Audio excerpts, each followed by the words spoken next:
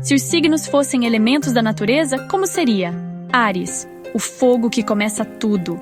Touro, a força da terra firme. Gêmeos, livre como o vento. Câncer, emoção nas águas. Leão, o sol que ilumina tudo. Virgem, a pureza da terra. Libra, o ar do equilíbrio. Escorpião, mistério nas águas. Sagitário, aventura no ar. Capricórnio, a força da montanha. Aquário, a brisa inovadora. E Peixes, sonhos no mar.